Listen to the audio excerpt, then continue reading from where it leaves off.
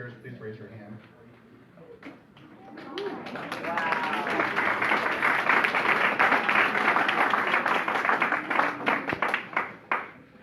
We talk and talk and talk about how important the census is, and I think the precinct chairs are going to have the biggest roles to play next year when it comes to making sure people actually do their census. So I'm very happy to see all of the precinct chairs in this room tonight.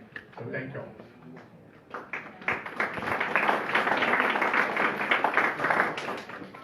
I'm Adrian Ozuna. I am the president of the Southwest Democrats. This is Audrie Lawton. Hello, good evening, everyone. I'm Audrie Lawton, and I am the new president of the Houston Black American Democrats.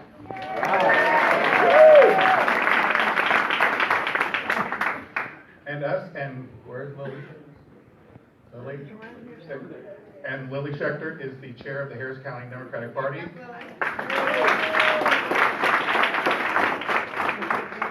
These three organizations are the hosts for this evening's event, but I would like to thank all of our co-sponsors as well.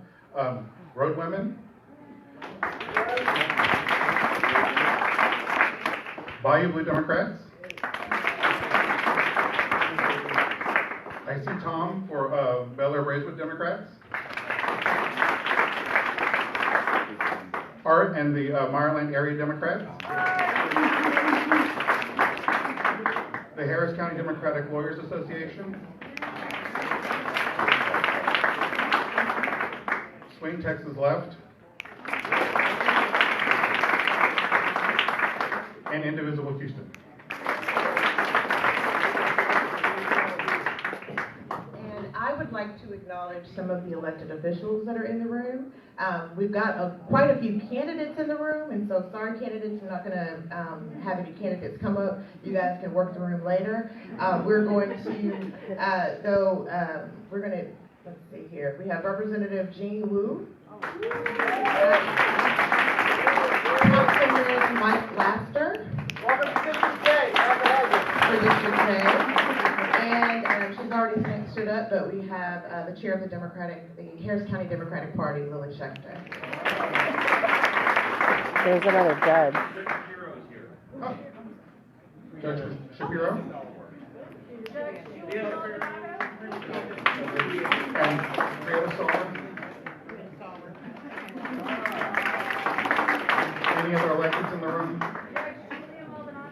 Julia Maldonado was here. She went to. Okay.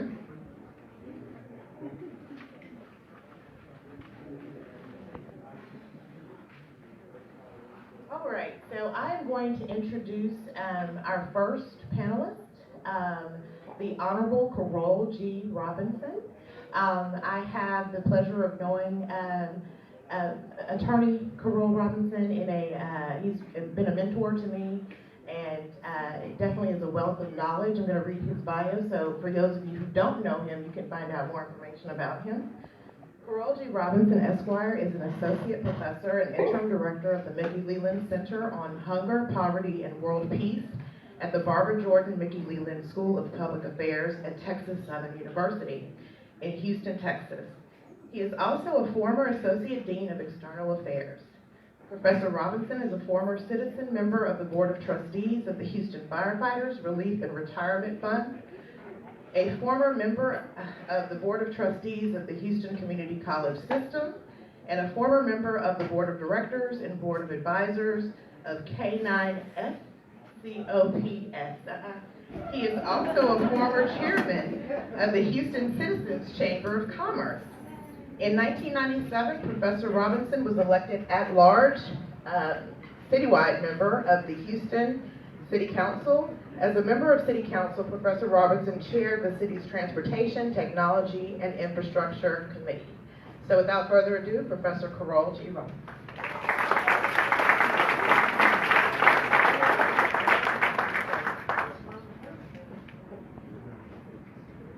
Okay, hey, will you pull up the first slide? Good evening, everybody. Good evening.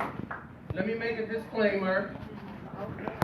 You're getting Carroll Robinson, not associate professor, okay?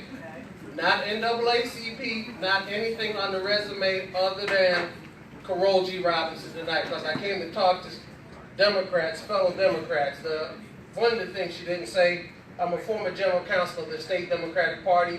I started in politics, in Democratic Party politics, as a precinct judge out in Sharpstown, just right next to the ice rink.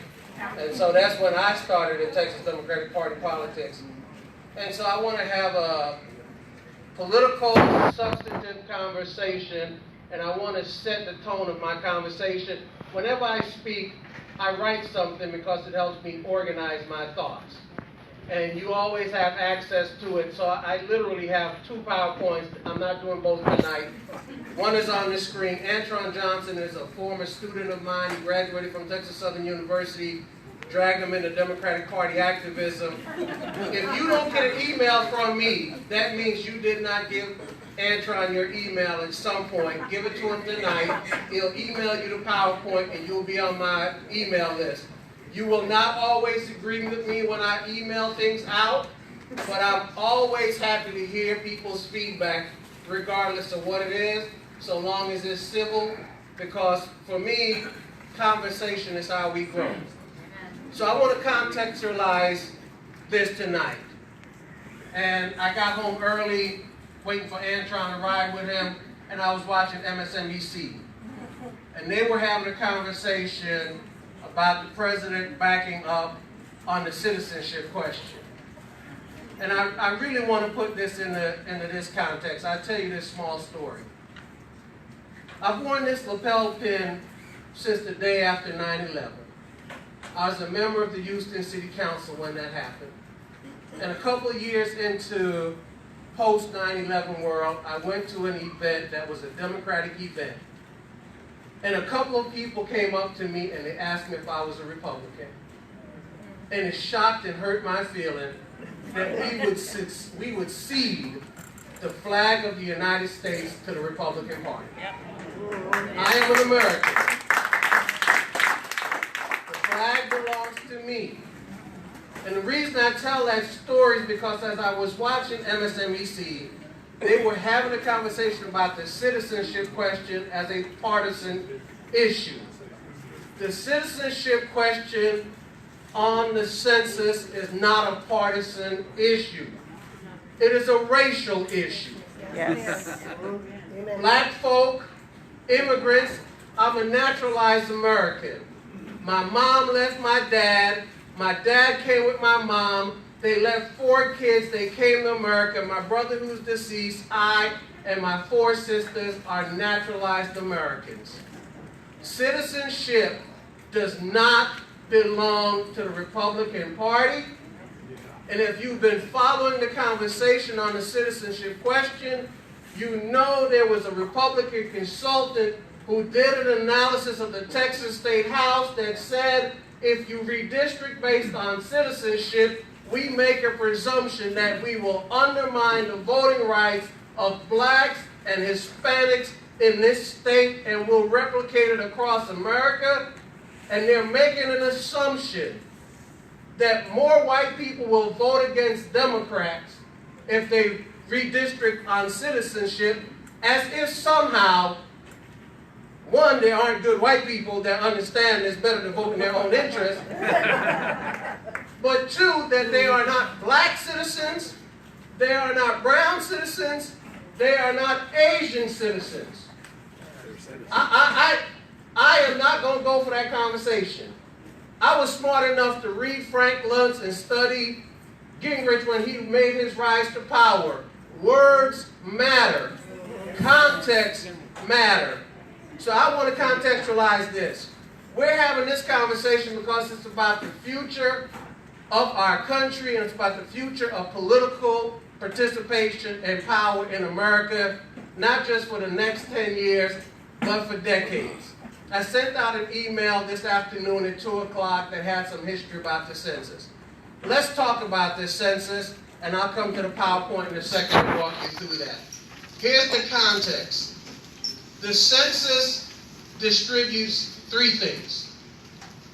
It distributes where congressional seats go. If we mess up in Texas, and I'm going to tell you, we are not ready. We are not ready in Houston. We are not ready in Harris County to get this count done. We historically have had an undercount, and it has occurred among low-income folks regardless of race, immigrant communities regardless of race or country of origin, and then African American, Hispanics, citizens. So we're going to have not an undercount, it's going to be a bigger margin of deviation, okay? But it does this. It distributes those congressional seats, and distribution of the congressional seat is the big thing we're all up in arms about. It is the fundamental cornerstone of the Electoral College. In Texas, if we make what we project to be the count in 2020, we pick up four additional congressional seats in Texas. We kind of screw it up on historical undercount patterns. We pick up 2. We screw it up really bad, and it's screwed up already. Because the issue wasn't getting the question on the census. The issue was putting fear in the people to create chaos. And that's happened already, and so we've got to do a lot of work. The census is as important, in my opinion, as electing a new president of the United States.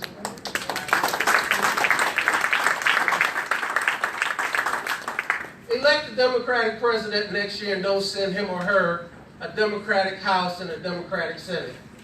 And all we'll be doing is playing defense on all the mayhem that's already occurred, and we will not have a foundation to make progress for the American people. And I use people like the founders did and the struggle we went through to get it there.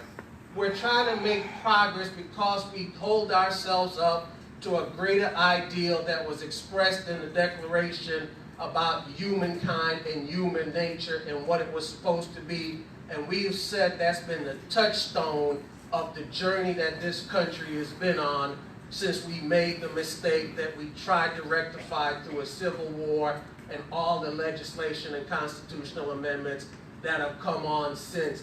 Not just for African Americans, not just for Hispanics, not just for Asians, but also for women in this country. And if we're going to stay on that path of progress, in my opinion, the 2020 census is a cornerstone. So not only does it send us members of Congress, all the states, and impact the Electoral College, it impacts federal funding, and then it's not in the PowerPoint, but I want to give you the name of a case. I want you to remember this. It was in my it was an e-blast I sent out today. I described it this way. Sometimes I pretend to play a college professor who teaches political science with a law degree, so I read law cases. And people tend to have short-term memory. Amen. And don't pay attention to everything. Back in 2016, Texas went all the way to the United States Supreme Court in a case called Evanwell versus Abbott. And in Evanwell, the state of Texas had this question, Lily. Can we draw congressional and state house districts not by total population, but instead, they didn't say citizenship. They said voter eligible population. That was the euphemism for citizenship. Then they said, in fact, can we even go further?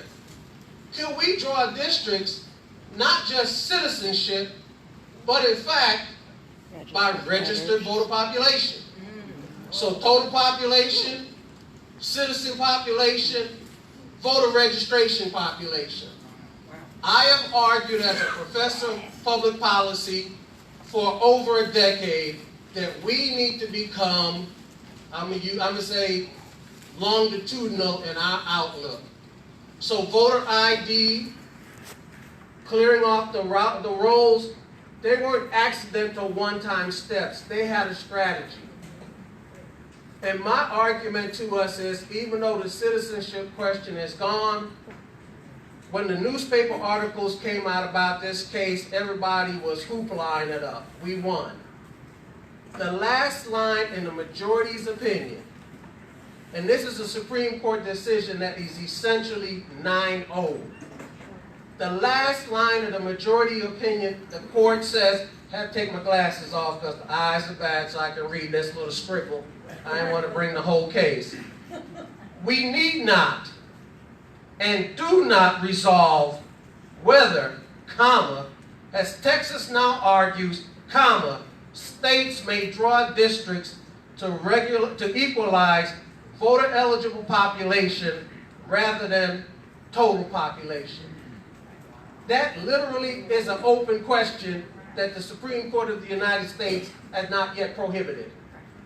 And in fact, in footnote 3 in the majority's opinion, they point out the fact that there are already 10 states in America that filters the total population data after a census before they get to the business of drawing congressional and state house lines. So I need you to have this context around this conversation. Then the last piece of the puzzle, because this is about political empowerment. The reason I started looking at it and caring about it, and I'm going to use 2018 and Beto's election as a baseline.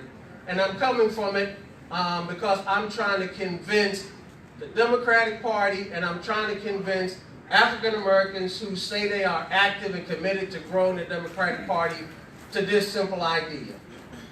Beto O'Rourke lost a statewide race by essentially 250,000 votes. There are 3.2 million African Americans in the state of Texas. We now, according to the census projection, is the state with the largest African American population in America. 2.3 of the 3.2 are voter eligible population. They're 17 and a half because you can register 18 and older. Of that 2.3 million, only 900,000 are registered. According to the VAN data, the best available data, because we don't register by race, we don't do post-exit poll analysis, so we are estimating 700,000 African Americans voted. We know the return is generally 8.5 to 9 out of every 10 African Americans who cast a ballot for the Democratic Party. So I came to the census from this point of view. Boy, if I could just get the registration number up to about 1.5 million, 2 million of the 2.3, and I can turn out Benjamin May, who was a mentor to Martin Luther King, the president of Morehouse College, one time had a quote that said, "The sin is not failure, but low expectation." And so when I first said, well, my goal starting last year, post-Beto, to next year was to turn out 1.5 million African American voters, somebody at the state party said, well, man, you can't say that now. Because if you don't get to 1.5, they're going to say you're a failure. I said, well, if I got to 1, I picked up 300,000 more. I just won the state for Democrats if we just have the 2018 base turnout.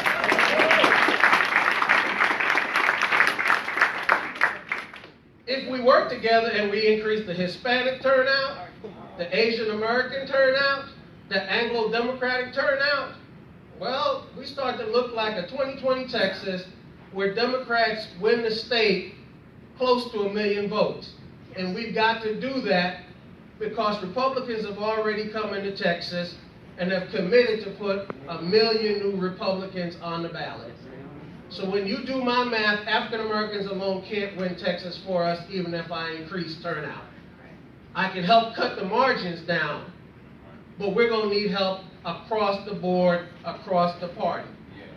So since we organized Texas, because I started as a precinct judge, in precincts, small, easily accessible geographic areas where allegedly we precinct judges know our people, whether they vote Democrat, Republican, they're a swing voter, or they're unregistered, then maybe the Democratic Party, regardless of what the city, the county, the governor, the lieutenant governor are going to do, ought to make a complete count a major Democratic Party project for the rest of this year and into 2020. All right. And we ought to, I see Councilmember Lassiter back there, and we ought to be able to know everybody, every house, every vacant house, every newly developed house, and we can go to our city council members and say, here's the clean list.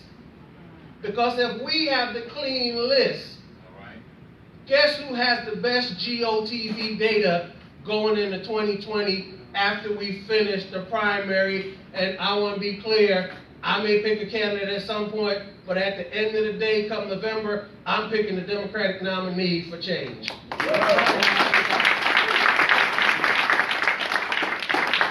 So if we did the census that way, we would be the most powerful group. So that's the backdrop against which I'm going to go through a couple of quick slides. Will you skip to the next one for me? Keep going. So just take a look. And what the slides are showing you is the transformation that's coming and the estimated population projection. I just did Houston and Harris County because that's where we are. And what I was arguing, again in the context of the Texas Coalition of Black Democrats, we know the state, we know the African American, Hispanic, Asian, and Anglo-Democratic population, and we categorize it by Senate district, and inside every Senate district, we know how many precincts we have in a particular state Senate district. It's easy because our number will never change. We'll be at 31 Senate districts in Texas. So if we took Harris County by Senate districts and then worked with the Senate district leadership and the precinct chairs, we can easily and quickly cut through and know what's going on. Is that page 4? Go to 4 for me.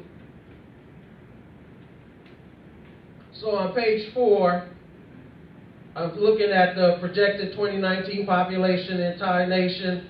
We're supposed to increase 3.25, and then by 2020, we're going to go to, at least the estimates, 333. Here's a quirk of the law, too, that you ought to be aware of, and it harkens back to the case I talked about. The United States Supreme Court has ruled that when it comes to the census, we have to do an actual count.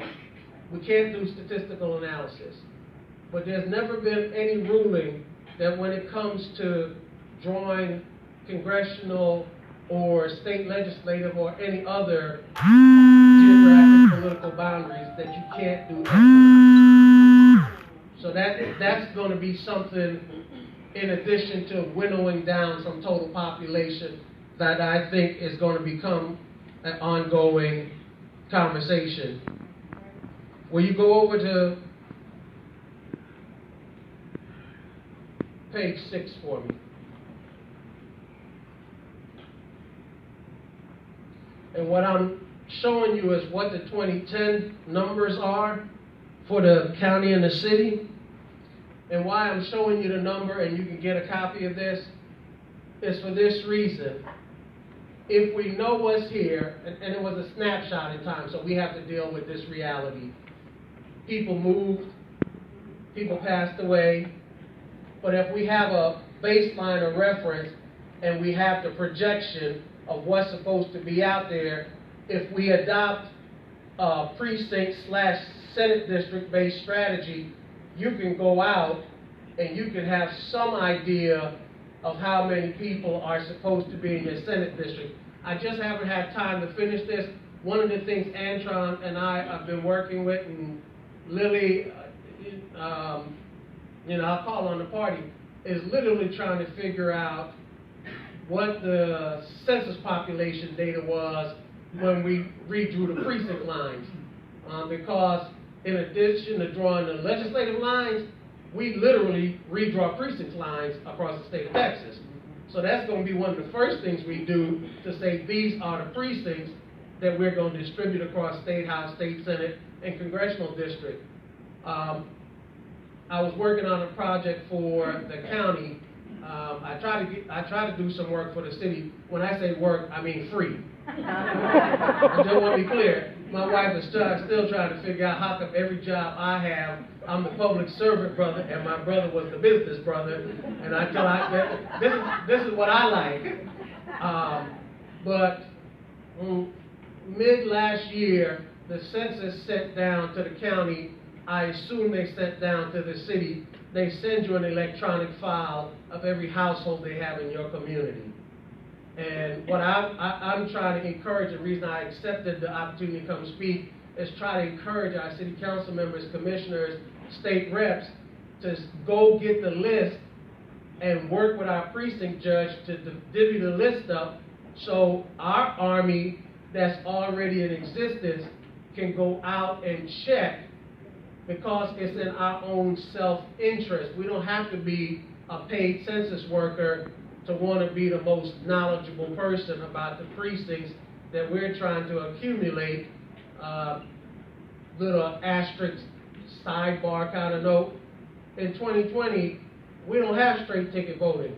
So we don't start with a base vote advantage from straight ticket voters. And I saw a couple of judges in here, council members are lucky, I'm one. We used to run it an off-year, nonpartisan, first round election, second round runoff, and we have an electoral base that's predisposed to being Democratic. Now, for all those nice folks who decided they wanted to be a part of judicial reform, criminal justice reform by serving on the bench, they're counting on all of you to go save their lives politically come next year. Because they don't get me and Carl Davis to walk in there and out of the magnanimousness and love for Democrats, we flip that one and say, good, let me get out this line and go on home, and don't give me nothing, leave them the ballot. I already voted. Stop. We're going to have to make all that up, and we're going to have to bring people all the way down the ballot. That's why it's in our self-interest. That's why I gave you the comparison, so you have some kind of baseline data, and we need to start reporting back up to the county, party, and our elected officials. What kind of deviations are we seeing out there from what the expectation of what the population is supposed to look like? God forbid they ask us for our help as a civic engagement effort to help the city and help the county go check and sweep and make sure their lists are clean. Just doing that would be a great public service, because on that other distribution, the distribution of federal funding, if we undercount Carroll, Makita, and Kirkland, Carroll, Makita, and Kirkland are still in Harris County, and they still are going to be using the resources. The only problem is the proportional share that would have come to them if you'd have counted us is gone off to someplace like South Dakota, North Dakota, Montana, and they're not helping you with that here in our area. Will you go over to slide 8 for me? And the reason I put in the state slide is because everybody knows, as goes Harris County, so goes the state of Texas as it relates to the Democratic Party. I'm not even going to give you all the huffing and puffing about there is no magic electoral college map that can carry a Republican to the White House without Texas. Right. So if we take Texas, they can have Ohio, they can have Florida. If we just hold what we held last time, we can give them everything and take Texas. We're sending some nice Democrat to the White House. Hopefully I'll get to be at the White House and I don't have to be out in the cold doing inauguration. I know you remember being in D.C. doing Obama's inauguration, and I did see those pictures, by the way. If you didn't get it, don't worry about it. Hey, go over to page 10 for me. I just did the African American population as the baseline on a theory I'm trying to work with our HBAD, Texas Coalition, but this data can be ran for any Democratic constituency so you can see where our upside growth potential is, and it's got to be there, let's assume fair play and everything else. if you are not counted, you literally are not in the red apple system when they sit down and draw the political line if they use the red apple software. So the fact that you are missing impacts the line. Now hopefully you show up and vote, and the reality of the election process is because you show up and vote, you make a difference. Go over to slide 11 for me.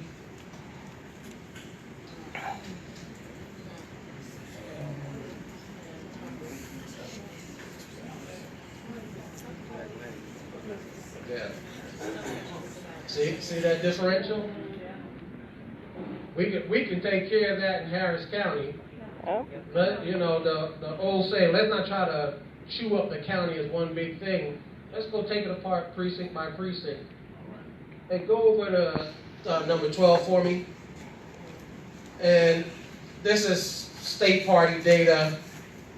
And this is just where African Americans are by Senate districts across the state. I flipped them so they're not in numerical order. I put them in the order of largest to smallest African American population. We have the slides. Thanks, I'll be the debt. I don't know if she's here. But we can look at the Hispanic community, the Asian community. We can look at the Anglo community.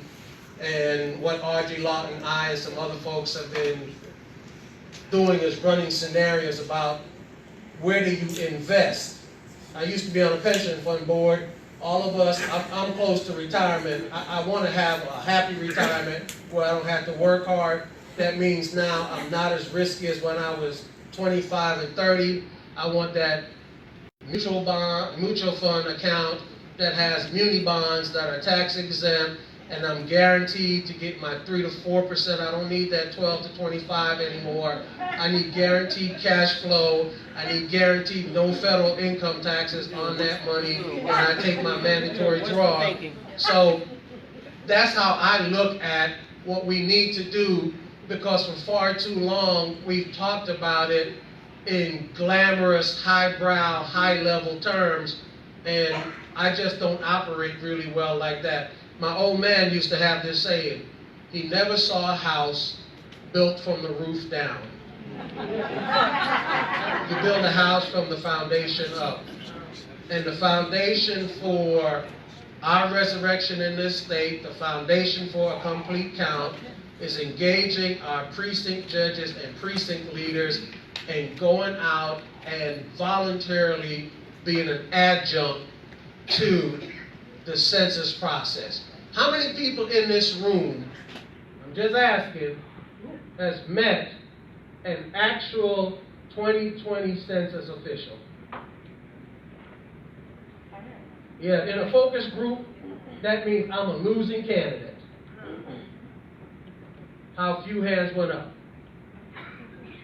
That's why I'm saying we can't wait. I'm not knocking anybody. I'm just telling you, I've been pushing, crying, screaming, rolling over, and trying to encourage folks on this census issue for the last 5 years.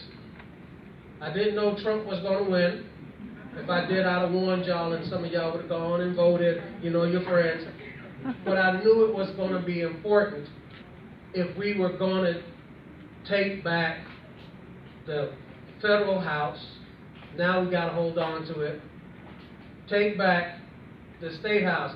We talk now, I'm going to finish in a second. Just keep coming close as my time ends. Okay, I'm good at this. We talk offhand pretty flippantly right now about taking the State House. We're not going to take the State House on the theory we're operating on now. We don't know where our voters are. We haven't engaged with them enough. And we do not have straight ticket voting. And like you've not seen a census person, most people, including my wife, because my wife's thing is taking care of Kirkland. I'm the guy that gets up in the morning and go get the Chronicle, on Politico. I'm the obsessive compulsive one. So if the woman that's married to the obsessive compulsive is not thinking about y'all, the census, and 2020, God forbid what that's going to mean for all the folks who are used to walking in and casting a straight ballot and leaving. One of the things, I'm not talking about this today, I'm just giving you a little preview. One of the things we're going to be working on in the next couple of months, Lillian, maybe want to get the party involved, is we're going to try to run some mock testing at Texas Southern University to see how long it will take for voters to go down the entire ballot. Because not only do we have to get you to go down the ballot, you've got to have me waiting in line behind you till you finish going down the ballot, and then I can walk in. So we've got to have some analytics about what we think that means. So we may end up in a situation where we've got to say to candidates, it's not about you just going out and pushing a card. It's about you being a resource to help make sure we have some folding chairs, we have some cold water, and so that when people have to wait, they will be willing to wait because, like the snacks in the back, I have something to hold on to. That's the PowerPoint. The second PowerPoint that you can get from Antron. Hey, Antron, raise your hand. That's the young man in the back who's fashionable, got the fancy tie clip. He'll put you on my email list, and he'll share with you. But this is a long-term political struggle, is the term I'm going to use, that we are now engaged in for the heart and soul of our country, and the census is a cornerstone to ensuring that the progress we started making in this state, we continue to move forward. The last thing I'll say, so there was a fascinating thing in the e-blast I sent out. And they were talking about back in the early 1900s, where when the Republicans in Congress didn't like demographic changes that were happening based on Irish and Italian immigrants, they refused to use the most current census data to reapportion congressional seats around the country. I proffer to you tonight that the citizenship question is just the first in a line of situations that we're going to encounter until we can, under the Constitution, have a new president in January 2021 raise his or her hand and take the oath to put right what has always been right in this country. And what that has been is, for all our failings and shortcomings, we have aspired, cried, crawled to try to get to a better place. That's not happening right now. So thank all you Democrats for coming out, and thank you for caring about the census.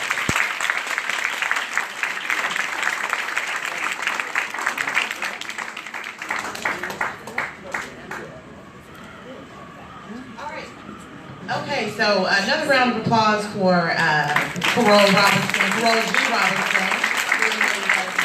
We're going to now invite him, as well as some of our other panelists, up to sit on the panel so that we can have a more in-depth, interactive conversation with the panelists. So we have our other panelists here today, Isabel Longoria, Tyler James, Chang Chiu.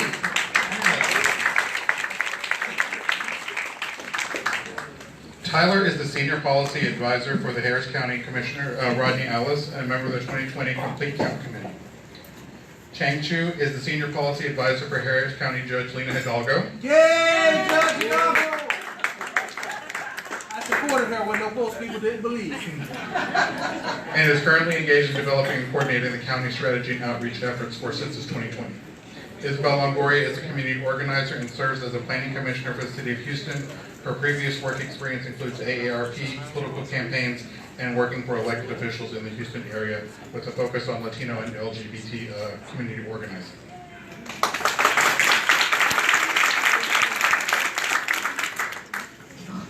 Professor Robinson did a fantastic job of laying the groundwork. There are 4 areas I kind of want to talk about. I kind of gave them to you in broad sense. So you laid out what the census is.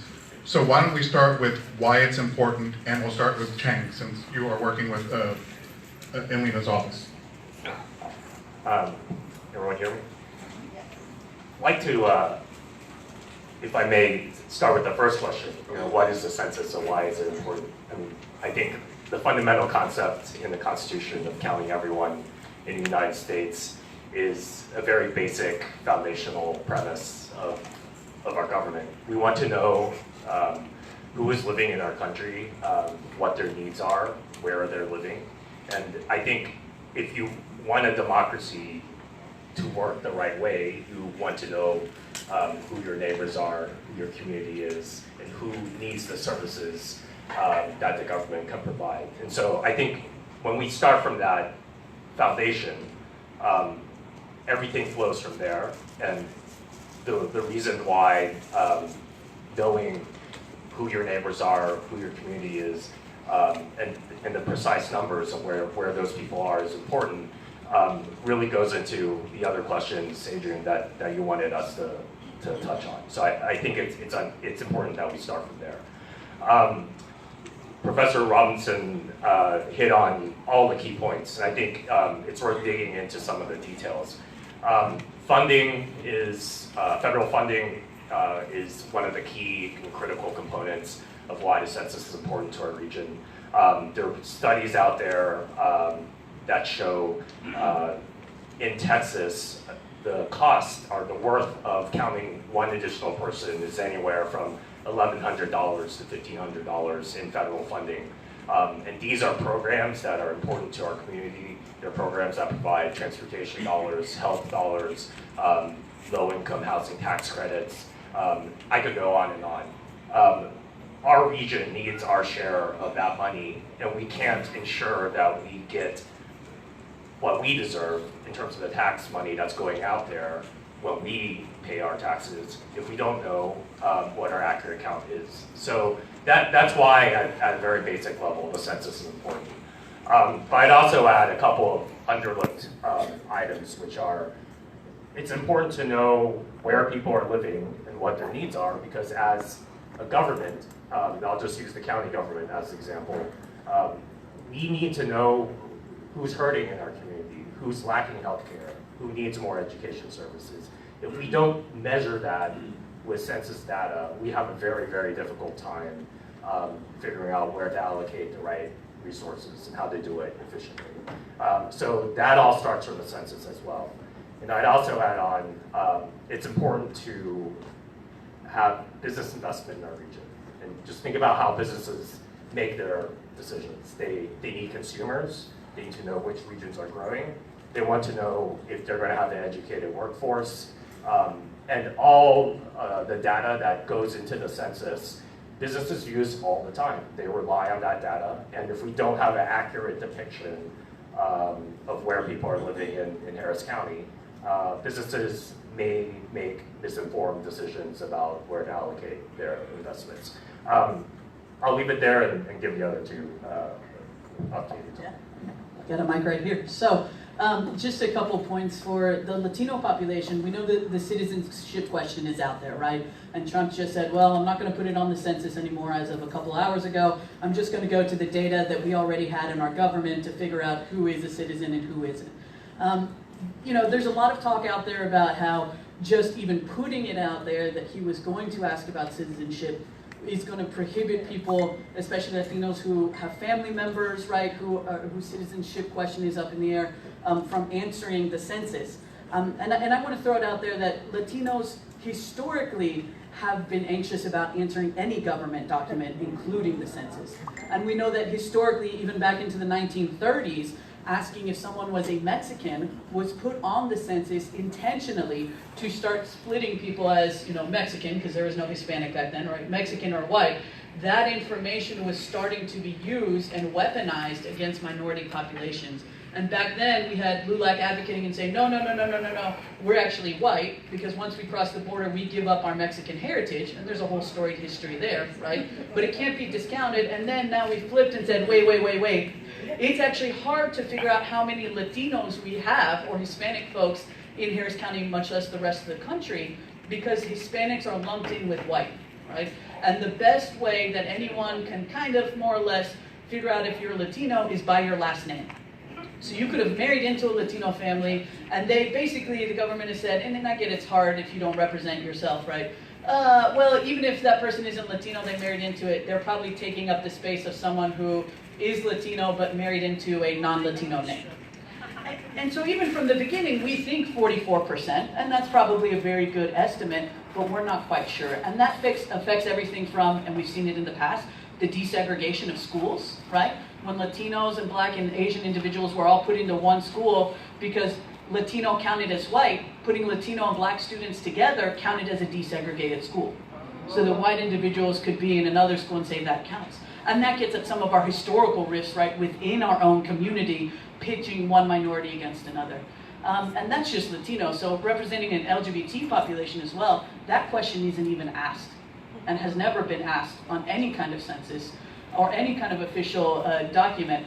And so for the LGBT community, we don't even get to, right, make a case for having more resources for the LGBT community. And the LGBT community is asking on the other side, you know, there's a lot of guesses out there, and there's a lot of power in keeping those numbers vague. And I think that's what we're getting at today. It's not just representation, but if we don't know the number, the other side doesn't know the number, and then everyone is making up their own statistics. In an era where, you know, fake news is becoming all the rage, we need to believe in good numbers and believe that the data we're working off of is good and true and accurate. Why the census is important, right? I guess I'll take the after the government and counting stuff, since I'm the most politically hacky person here. Why it's important in terms of redistricting and when we redraw the lines. The biggest thing when we're talking about counting the numbers and ensuring that we have an accurate count is because we're drawing not just the congressional districts, but also the state house districts and the Senate districts. And like Dr. Robinson said, the precincts, and we draw the things that the precincts are even built up off of. And those are what we look at when we draw all of our districts, and it's how we put communities together, neighborhoods together. And even when we're advocating for drawing those lines, a line across a neighborhood or across a street can be the difference between a district flipping or not. You can have one neighborhood that's built of mini mansions across the street from a neighborhood of people that are as poor as they could be in Harris County, and that precinct is thrown together into a district in order to contribute to diluting the vote of Latinos or African Americans in Harris County. It's been done historically. Republicans are better at doing the math than us on who's likely to vote, who's not likely to vote. And so ensuring that we get as many people counted as possible and that they're put in the right boxes so they can be put into the right districts is how we end up taking the Texas House, and we can draw new Latino opportunity districts, we can draw new African American opportunity districts. And there are places in Harris County that are ripe for drawing these districts.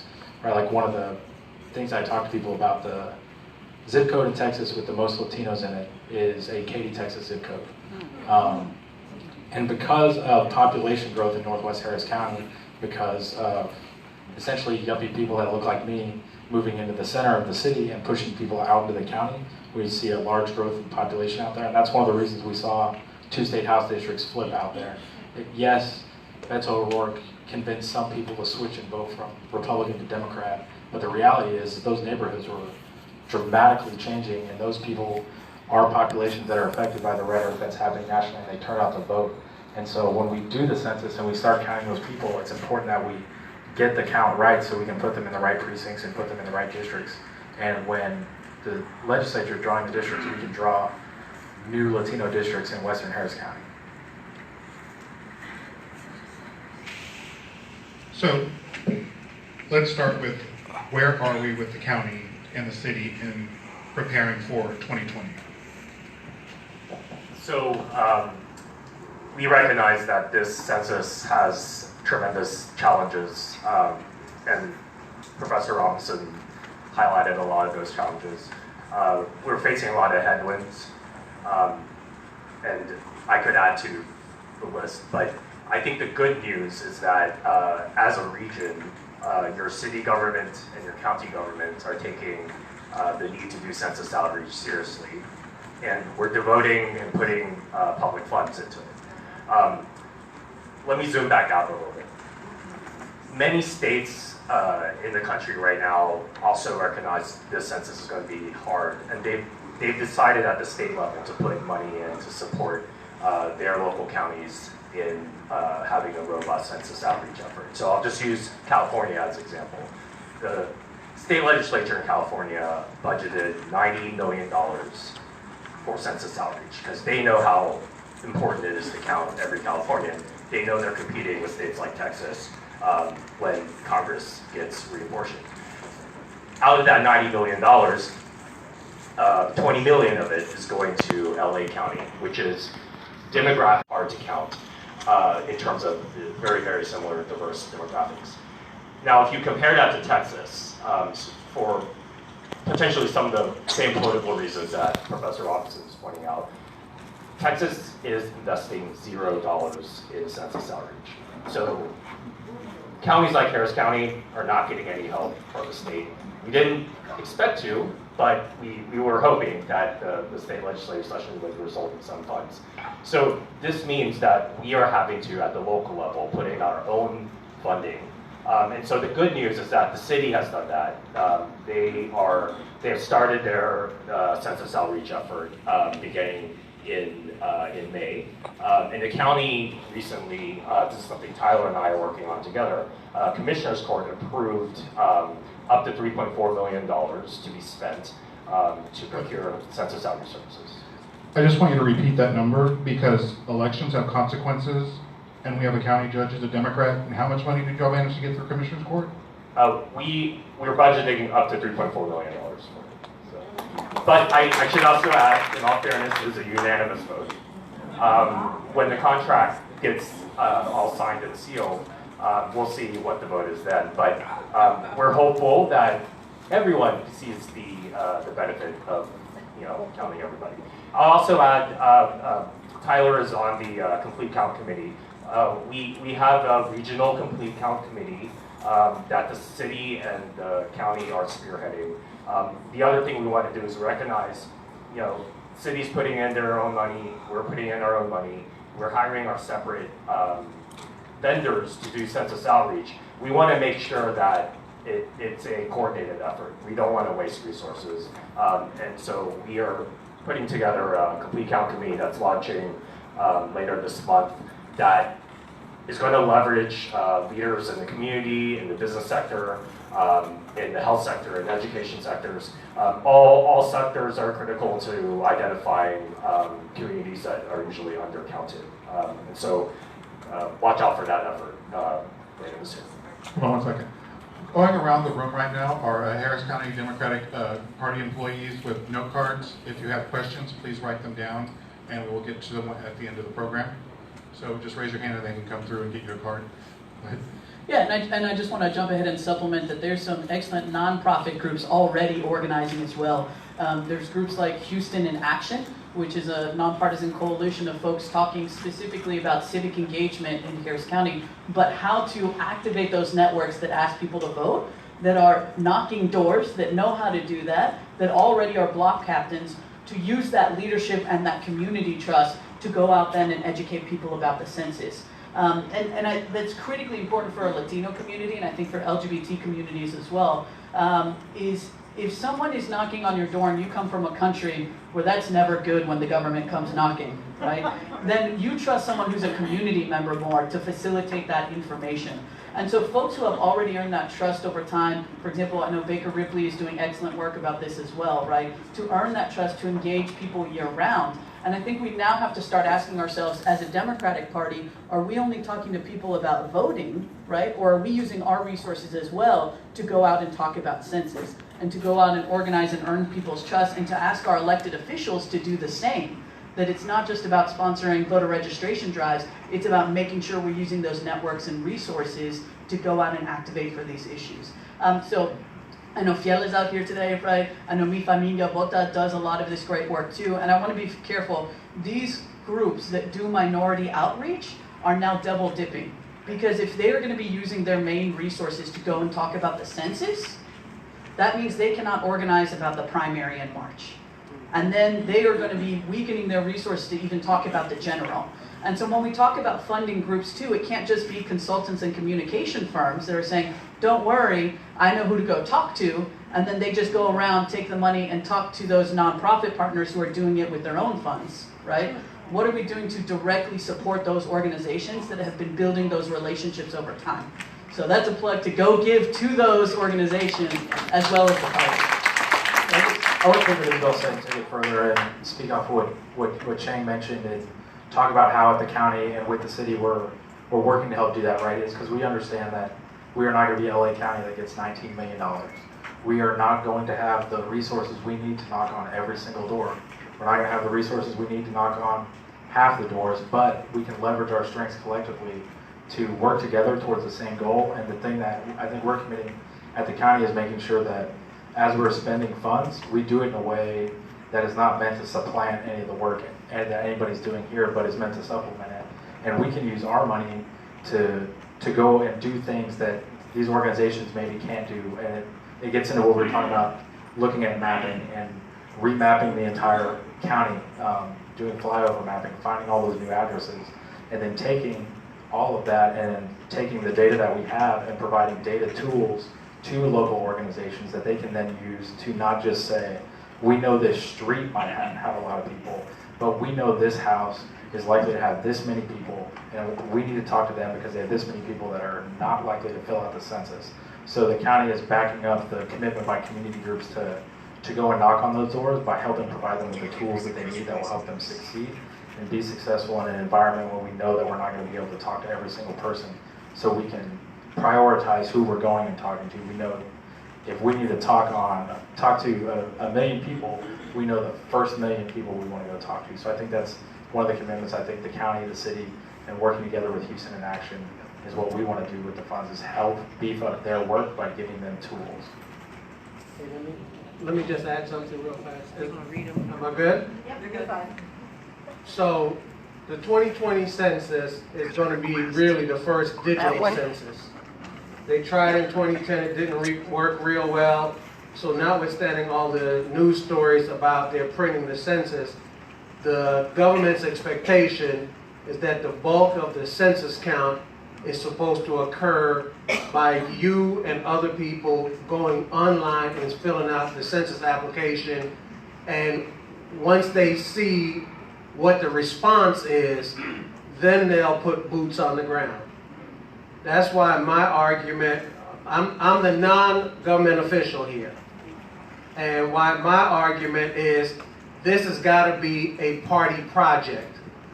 It's got to be a party project because it's in the best interest of the Democratic Party for the complete count, because you can build the best database possible to know where your voters are and how to turn them out, and you have data so that we have to go to litigation around districts, we can talk about where our voters are.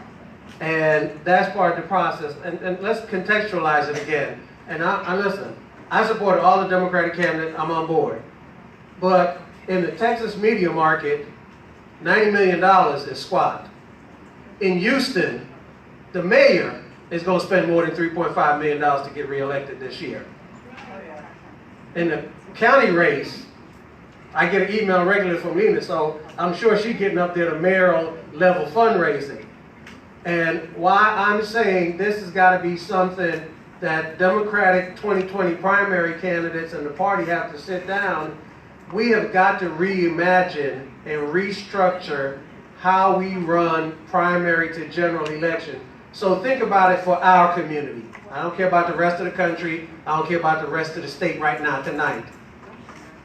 How many people in here and outside are thinking about anything? Y'all ain't even thinking about the city council members yet. Y'all just trying to figure out, maybe you're thinking about the mayor and his opponents.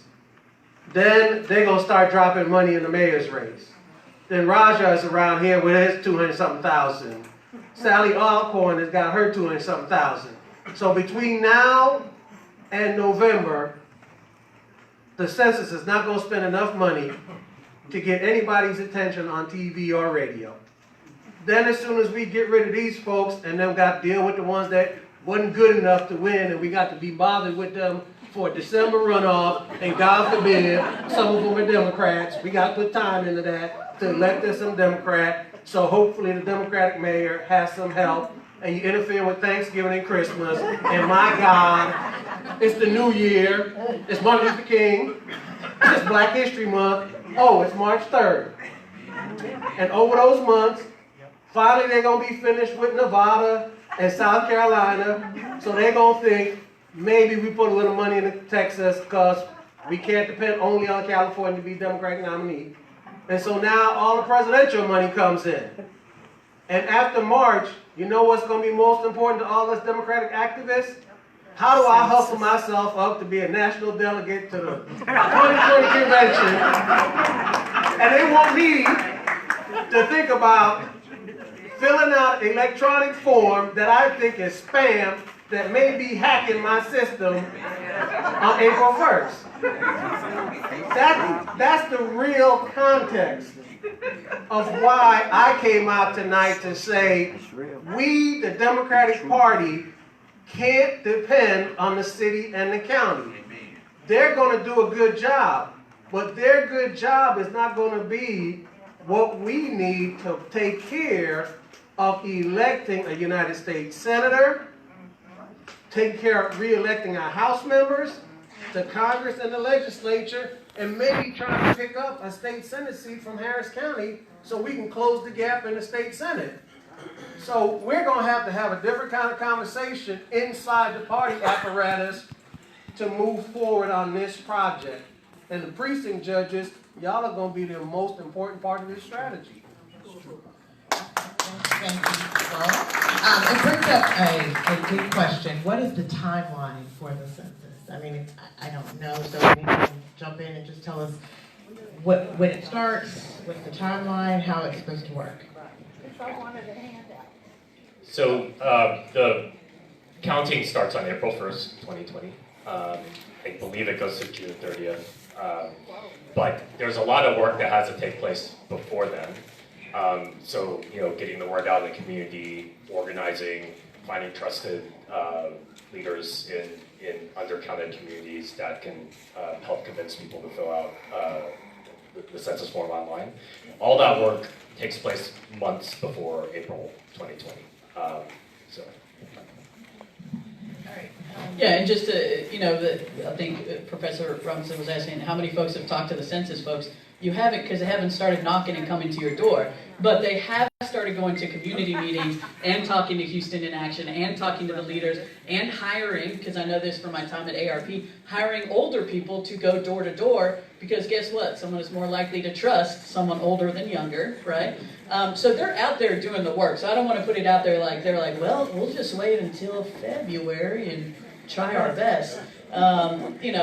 They're out there, and they will actually come to any meeting that you ask them to. So if you are civic club leaders, if you have different Democratic clubs, they will come to census, and that's what they're doing right now, is talking to people about how all of it works. And I encourage you to make them come to your meetings, because anyone you can bring to a meeting is another person they can talk to ahead of time before it's April, and then everyone's like, well, I want to put them on my agenda.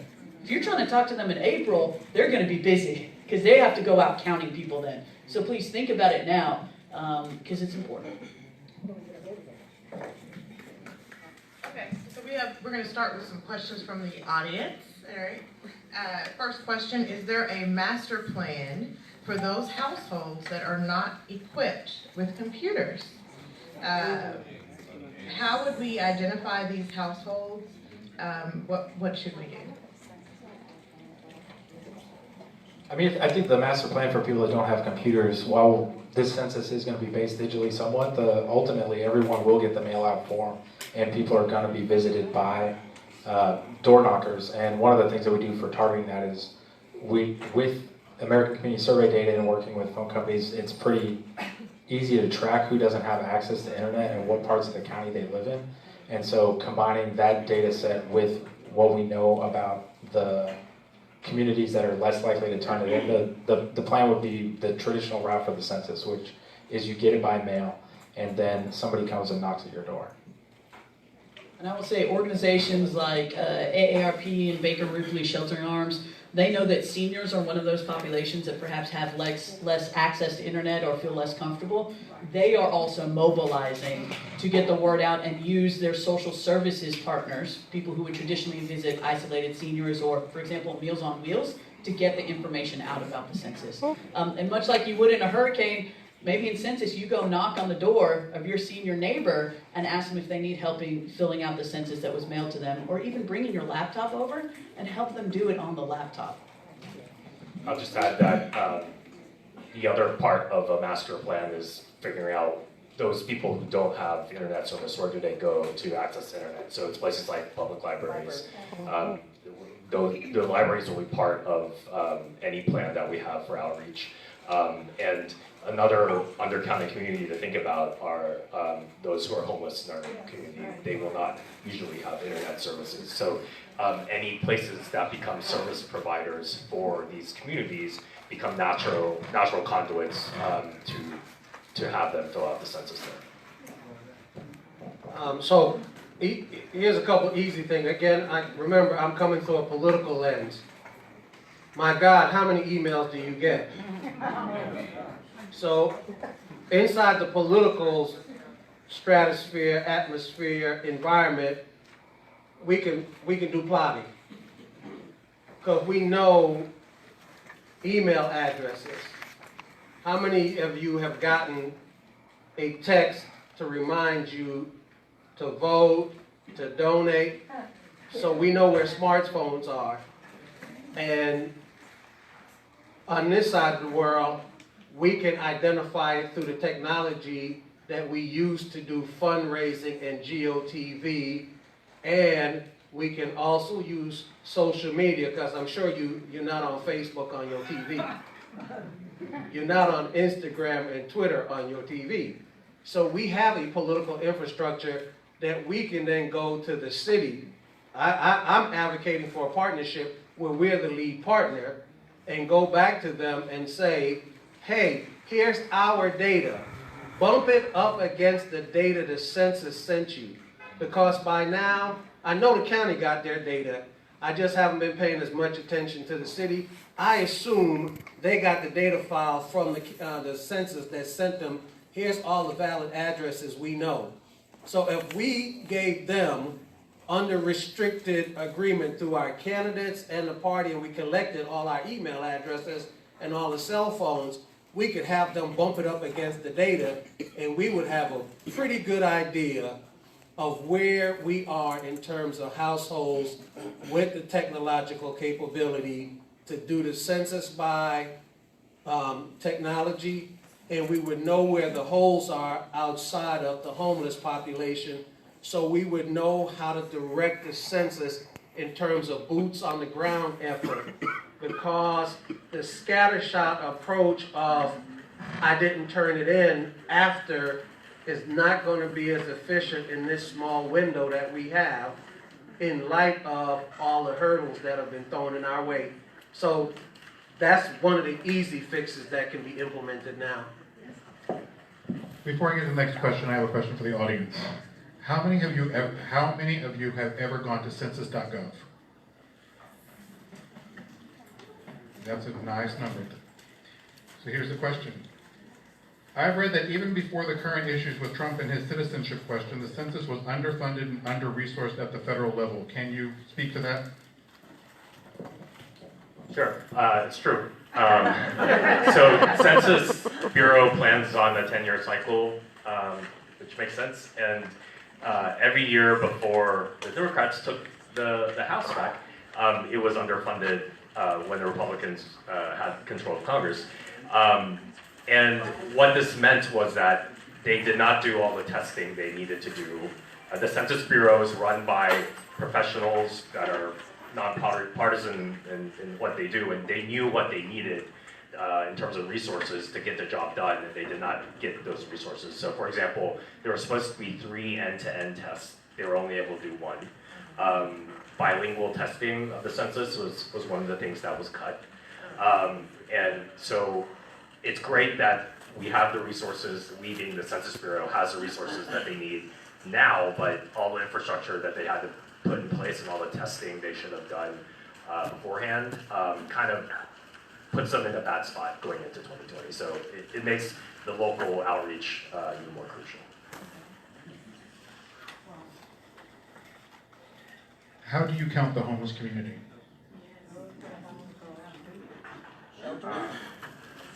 I'll take a quick shot and then you guys supplement if you can, please. So it goes back to what I said before. The service providers for the homeless community typically know who comes regularly, and they can help do that count. In terms of when, for example, if you have a shelter and you have computers there, they can help the homeless that are staying at the shelter fill out the census at that time. There's also places like food banks where you can also get the word out. And the other place that you can access the homeless population are at places like Harris Health, a lot of the local hospitals, because unfortunately the homeless population, they frequent emergency care services. And so it's where the homeless population intersects different service providers. That's the best place to count them. I don't know the county as well as I know the city from serving on council, but the city of Houston, on a regular periodic basis with the nonprofit community, search and the like, we do, I'm gonna call it a city census of the homeless population. So we have a pretty good infrastructure inside the city of how to reach out to the service providers and other nonprofit organizations and entities. And so they'll bring back up the infrastructure they have used historically to go out and count the population, the homeless population, when it did not have anything to do with a census. It was about the city making sure they could help coordinate and deliver services. So we have my recollection is somewhere in the last 2 years, I saw the most recent city update that occurred on the Mayor Turner's watch.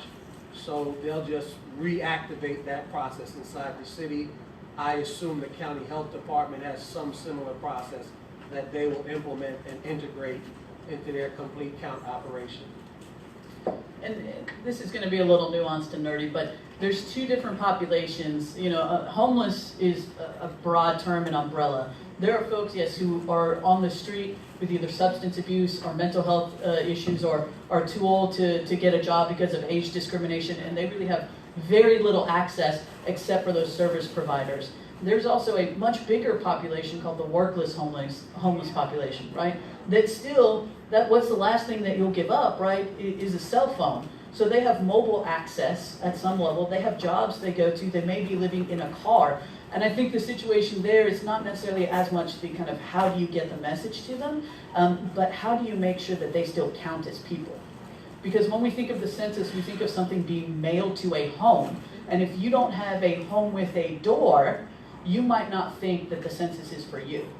When the census is absolutely for you, and probably even more critically for you, since we know the working homeless population and the homeless population in general is so hard to count and then fund for programming. And so, there's a certain ethics and morality about we have to make sure that people know that they count, right? That individuals who may not have a certain citizenship status still matter to us in the United States and still deserve to be counted. That people who are young, because some populations don't think that children under 5, right, count as people or adults until a certain kind of process, right, happens, they still count to us. And so there's a certain humanity that we have to have in this, and remember, it's not just about, well, can I get enough laptops out, and can I make sure enough people go to the library? It's making sure people know that whoever you are, whatever your situation is, we as the United States of America want to know who you are, where you live, and how we should represent you. I'm not going to talk about the homeless population, but I think this question, it speaks to the importance of why we're organizing the way we are. While we could have a campaign where the city and county partner together and we spend a bunch of money on consultants and people like me and Chang who work in the offices can make decisions and be experts, that campaign would fail. The way we've designed it with the Complete Count Committee is we've designed a committee where we find representatives from all different areas, and instead of one of us deciding how we target the homeless population, we can ask somebody who serves the homeless population on a daily basis. We can ask people that are that work at hospitals, how do we do this work? And so having a big, diverse, complete count committee gives us all the input that we need to be able to create good plans. Because the reality is, when we talk about the census, it's every 10 years. The way we communicate changes every 10 years. This one will be different than the last one. If anybody says they're an expert in the census, they're lying. Because this census is different than before, and the only way we gain expertise is through collaboration and making sure that entities that represent all of the affected communities are a part of the decision-making process. And I think that's the attempt that we're trying to make with the Complete Count Committee.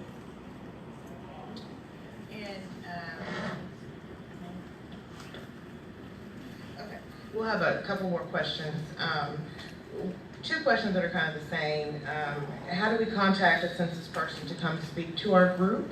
And could we get speakers to visit schools, talk to students about the census, because kids educate parents? They got a program.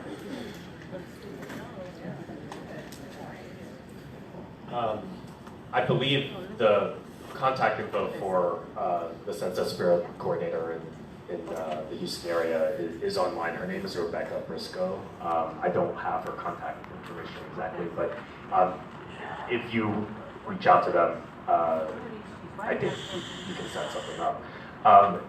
But the second question is a great question about the role of children in educating their parents about the need to be counted.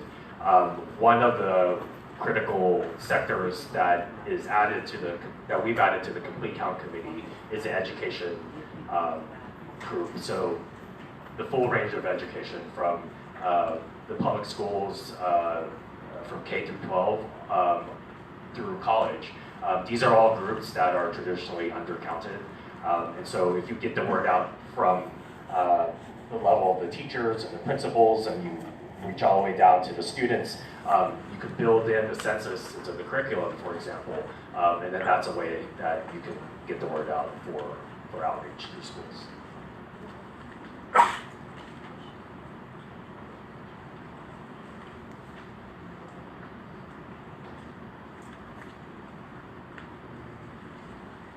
Sorry. Alright, okay, the winner is, right. According to former County Judge Ed Emmett, even if the Dems take the State House, Republicans will still control redistricting. If the House and Senate ends up with a stalemate, it goes to the Legislative Redistricting Board comprised of Republicans. Is gerrymandering futile? So I worked in the state legislature during the last redistricting for Representative Jessica Barron, got to draw all those maps and all that stuff. And yes, the Republicans controlled it, they voted it through, but here's the point. We need to draw our maps, because then it sets us up for a case in the future, which is what happened, right?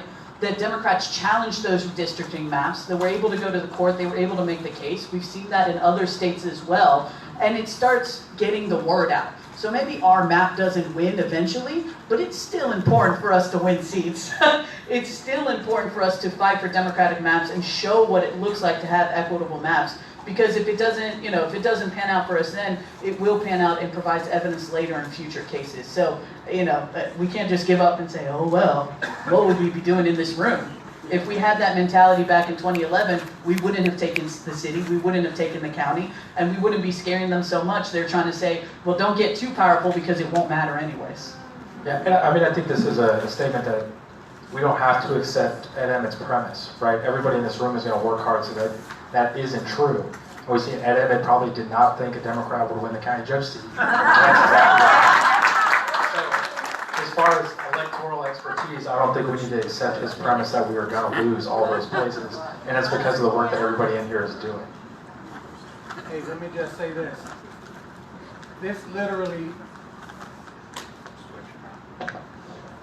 That literally is an actual real conversation going on in Austin. Take the House, not take the House is a little bit more moderate. So the State House may pass a State House plan and the Senate will accept it.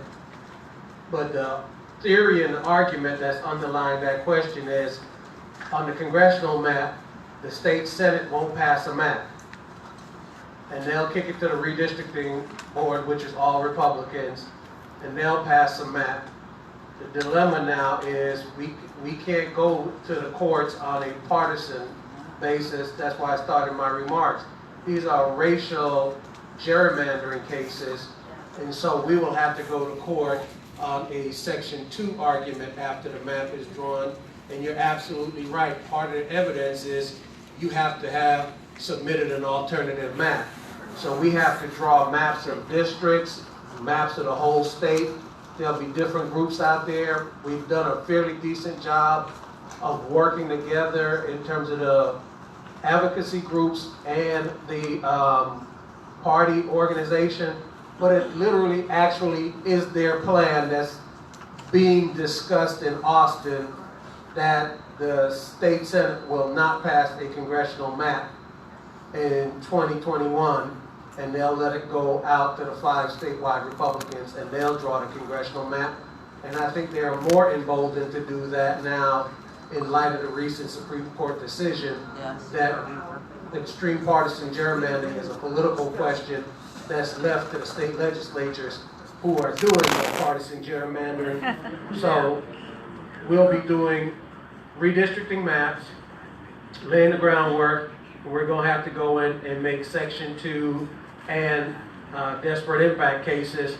And what the good thing is with all the controversy around the citizenship question, it has uncovered a lot of the evidence that we will need when we go into the redistricting litigation to show that the reason why they end up drawing districts the way they will, especially if Texas decides they are going to use voter eligible population, we'll be able to show the racial motivation behind the drawing of those districts off the evidence that we used in the census litigation. Okay, and so our final question is, what guarantees can we have to protect our neighbors from harassment by INS/ICE when census takers are out? I think when someone comes and knocks on your door that day to take your census and make sure you turned it in, and you know your neighbor is going to be scared, stand outside your house, right? Stand outside your house and make sure you're watching what's going on and bearing witness to something, or call your neighbor and let them know, hey, census folks are coming around. Or to that point, fill it out, get them to fill it out early and online so no one comes to knock on their door, right? It's the same thing as when we see cops pulling over people on the street. We can sit there and we can bear witness to it if we are concerned that there's a racial motivation there and that can end deadly for someone, right? It's the same thing. You stand there, you bear witness, you talk to your neighbors. And this is something that we've been promoting as a community organizers for a long time. If you're talking to your neighbors about the hurricane and making sure everyone has water, just take that same spirit and talk to them every day about different issues. It shouldn't just be when there's an emergency. You should be building that relationship over time. Hey, think absentee ballot operation. I know y'all are like, what is he talking about? Now, I don't talk to the senior citizens in my neighborhood. Clearly, you don't support a candidate, but if you run the same kind of mentality that precinct judges, I assume, the good ones already know their neighbors. And if you aren't a precinct judge, you're at least a halfway decent neighbor, and you know the 2 people on the left, on the right, and if you're really good, across the street. If for no other reason, when you have that senior moment and you can't remember if you closed the garage door, you could call them. Start reaching out to those folks now and just saying, hey, I was at this meeting, they talked about the census, let's start talking about it, and I'll keep an eye out, and when you get yours, do like my neighbor does. He walks across the street, or I walk across the street, and we talk the mail piece that we got about a candidate, and we try to figure out what we're going to do. When we get our census application, let's treat it like a political piece of mail and go ask the neighbor, hey, did you get your mailer? Do you need any help? And, you know, if they fill it out, move on down the road online or hard. And so if anybody comes through the neighborhood that's not friendly to the neighborhood, you can say, we take care of our business, you keep it moving, and you let the rest of the neighborhood know, since we did what we were supposed to do, don't answer your door. I will say to answer, nobody at this table is in a position to offer anyone a guarantee that ICE is not going to interfere with anyone at their door. But the best path forward for ensuring that ICE does not interfere with the census is for there not to be an ICE. And the path towards doing that is the work that people do in advocating with your federal officials locally and putting pressure and bringing the conversation forward and continuing to push and advocate for an agency whose sole job is to go after residents of our city that contribute and build our city, that put their lives on the line, working dangerous construction jobs, working in kitchens, working and cleaning in hotels, and working everyday jobs that people don't even know. The best way to offer a guarantee that they don't interfere is for them not to be here. Before we get to final thoughts, I would like to thank Dr. Leticia Plummer, candidate for City Council at large. Thank you. So, final thoughts? Hey, I enjoyed being out with you this evening. Thank you very much for coming out and caring about this important issue for our community and our country. I want to thank the fellow panelists. I'm always excited when I see some other civic geeks, as I like to call us, who are out there just trying to do the heavy lifting of making a difference one step at a time. And Lily, thank you for being here and staying. So proud to have you as the party chair and all the things that you have been doing and continue to do.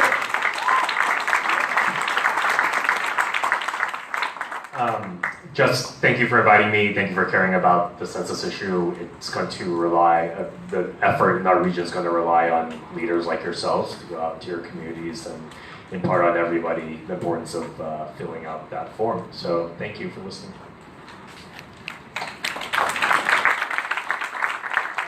I'm going to reiterate, be a good neighbor. Make sure you're asking your neighbors what you can do for them, not just during election time, but about the census. And also give money directly to those organizations that are organizing in minority communities, not only for voting for census as well. They need your resources just as much as any candidate that's out there working today. I'll round off with thank yous. I mean, first, the biggest thing that we need to do with the census is bring awareness. And so, it's a big thank you to you, Adrian, for putting this together. We're talking about the census, 8 months before we're even going to start counting. So this is one of the.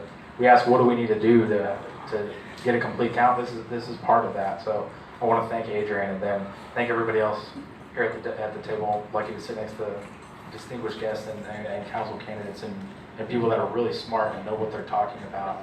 And so that's the biggest thing in census. Go find someone that's smart, that understands the community, ask them how we do it, and put your money, your shoe leather, anything behind helping them. But just thank everybody for being here. So let's give another round of applause for Professor Carroll Robinson, Chang Chiu, Isabel Longoria, and Adrian.